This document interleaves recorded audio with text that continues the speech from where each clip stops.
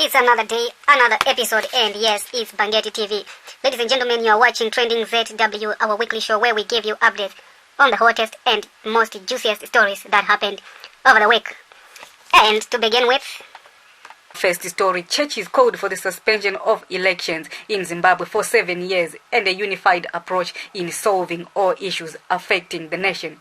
The churches said, we, the leaders of the ZUPCO, made up of Evangelical Fellowship of Zimbabwe, United Development of Apostolic Churches in Zimbabwe, Africa, Zimbabwe Catholic Bishops Conference, and Zimbabwe Council for Churches met at the Africa Synod House on October 7, 2019 to consider the current unfolding national crisis in its totality and to propose what we believe is a comprehensive but sustainable to it. That was the Secretary General of the Council for Churches with that statement. He also said, in this light, we are calling the nation to Sabbath on all political contestations for a period of 7 years to allow for the rebuilding of trust and confidence reset our politics and chart a shared way forward together towards a comprehensive economic recovery path in a non-competitive political environment. Yes, that was also on the statements that they released. And the MDC rejected the proposal by churches for the 7-year term. Energy Mutodi tweeted on Wednesday saying that the churches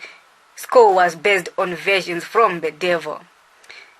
And also the MDC released a statement saying that every interested key stakeholder in the country must look for a long-lasting solution because the people are suffering. Our second story, a woman died in Wange after giving birth to triplets. The woman died from birth complications. So the woman bled to death, and the distance traveled was said to be the major contributing factor for her death.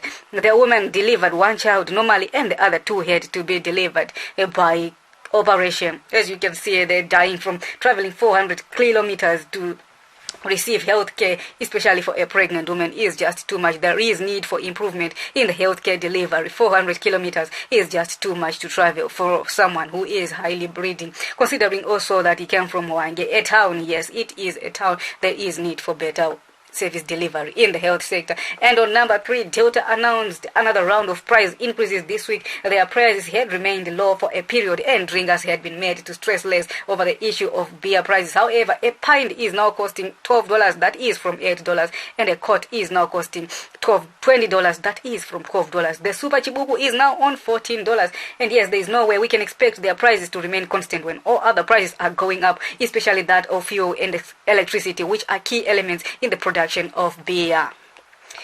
And on number 4, ZUPCO is eyeing Kombi. So ZUPCO is engaging Kombi operators to join its franchise operated fleet. So ZUPCO is charging $1, where Kombi operators are actually charging $5, and the fleet will cushion urban residents against high prices due to the latest price increases. Recently, the Minister of Finance said the ministry was using its budget surplus from the 2% tax to finance the ZUPCO subsidies. And yes, this is a good move once again, considering the high transport costs being paid by urbanites who have to go to work every day. However, it's also getting difficult for Kombi operators to sustain their businesses because of the high exchange rates, while at the same time competing with ZUPCO buses. So I think the Kombi operators have little to less options there. Besides joining the ZUPCO franchise, they might be saved of a lot of cost and manage to sustain their business for a certain period. And on number 5, the state is seeking an order to forfeit ex-cabinet minister Xavier Kasukwere's Nyanga property that is held as surety because he has absconded trial on corruption charges. So remember, Kasukwere was charged with 4 counts of corruption back in January, and that's where all the drama started. Kasukwere then convinced the court that he wanted to go for treatment in South Africa, but he never returned. So the property is actually valued at 250,000 United States dollars, and Kasukwere surrendered the title deeds back then as part of bail conditions given to the former ZANUPF national political commissar.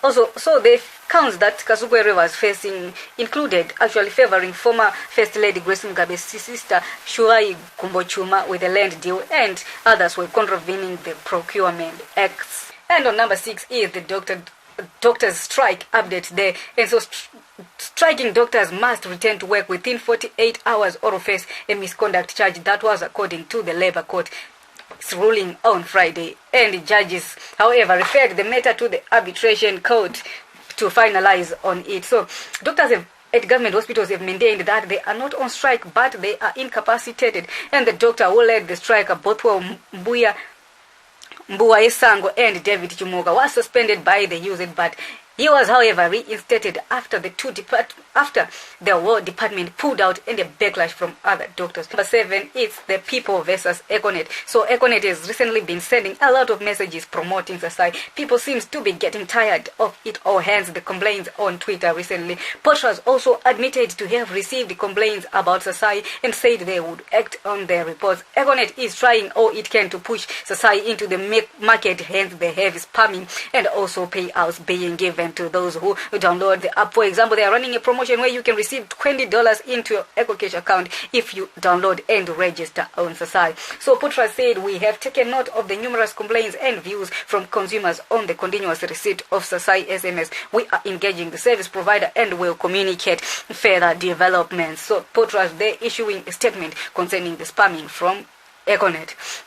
And on number 8, there was a tough draw for FC Platinum in the CAF Champions League that happened over the week. Zimbabwe's representatives, FC Platinum, were handed a tough draw in what is being dubbed the Group of Death. So FC Platinum will play Al Hilal of Sudan, Eto'o du Sahel of Tunisia, and Al Ahly of Egypt. Wow, those are all heavy giants in the African continent, and they are also former champions of the CAF Champions League draw. And also our neighbors Mamelodi Sundowns from South Africa were drawn in Group C, where they will face Wydad Casablanca of Morocco, USM Alger of Algeria, and Petro de Launda of Angola.